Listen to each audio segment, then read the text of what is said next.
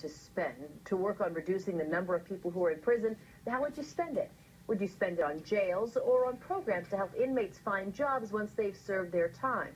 As KTVU's Fox 2's Mike Mibach explained, that's the heated decision facing the Alameda County Board of Supervisors right now. Sometimes Andre Wiley looks up and looks back. I served 21 years in prison. Homicide, attempted murder? Yes, and drive-by, yes. Today he's trying to save lives. He co-founded the Timeless Group in Union City, a re-entry program for former inmates. I set my mind to being the best of the worst. Like Pablo Diaz, a one-time drug trafficker who says he reached out his hand looking for help. I want to have peace within my heart, just so that way I can live a life without violence. Up for grabs for many of these re-entry programs in Alameda County, millions of dollars in realignment funding. That's money that's dished out by the state as a result of AB 109. That's the bill that was signed into law back in 2011 by Governor Jerry Brown. The goal? To reduce prison population.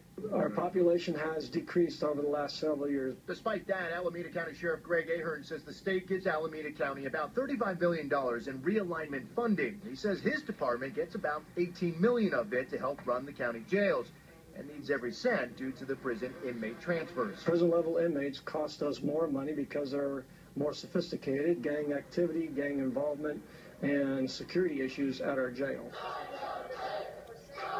Earlier this month, the Board of Supervisors meeting was interrupted by members of the Ella Baker Center for Human Rights and other community members. They demanded the supervisors allocate not the current 20%, but 50% of next year's realignment funds to re-entry services and programs.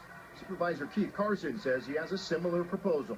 Can you get those votes? Well, I think the majority of our board, with almost without exception, understands that there is a need for more programs in the community. This isn't people just walking around like a hotel environment. We have to escort people to and from wherever they go. That includes religious services and programs. So when you cut down our budget, that cuts down our staffing. Andre Wiley's program has less than 10 clients. They can come in with a prison number, ID, and leave in a suit, with a job. They can leave with a sense of hope. But with more financial support, he says it could soon be helping many more. Mike Mibach, Fox 2 News. The Marin